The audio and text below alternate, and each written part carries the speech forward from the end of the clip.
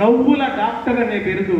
ఎందుకంటే మొన్ననే రీసెంట్గా ఏఐజీ హాస్పిటల్లో తెలంగాణ ఒడిశా వాళ్ళ దాంట్లో మిమిక్రీ చేస్తే, రమేష్ మేమంతా మీ ప్రాణాలు కాపాడే వైద్యులం, కానీ మా వైద్యులను ఆయుష్ పెంచే నవ్వుల డాక్టరు నువ్వు అని చెప్పేసి వాళ్ళంటే చాలా ఆనందంగా అనిపించింది.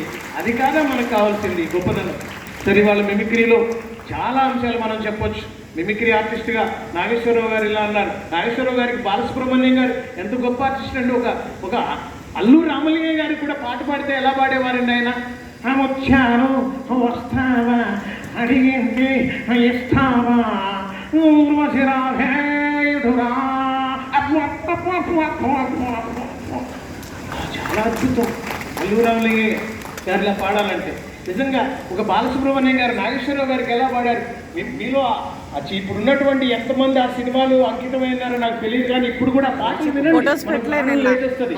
ఆయన అంటారు నాగేశ్వరరావు గారు, ఆకాశానికి నిచ్చెన వేసి చుక్కల పట్టుకునడిగాను లైలా ఏదని, నా లైలా ఏదని, ఒక లైలా కోసం తిరిగాను దేశం, ప్రతిరోజు ప్రతి రాత్రి ప్రతి పగలు ఆమె కోసం లైలా ఏదని, నా లైలా ఏదని.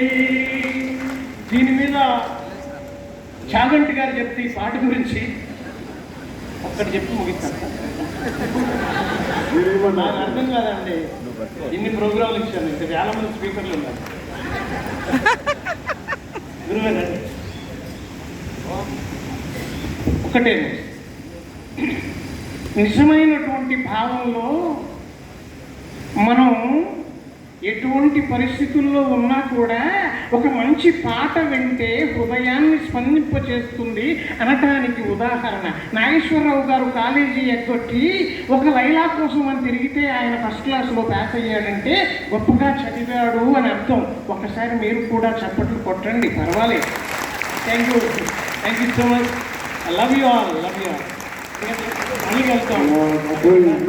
చాలా అద్భుతంగా, ఎందుకంటే అసలు మొత్తం ఇంపాక్ట్ చరిత్రలో ఫస్ట్ టైం రమేష్ లాంటి వ్యక్తి రావడం ఫస్ట్ టైం కనిపిస్తుంది. Extraordinary world famous personality. ఒక SMS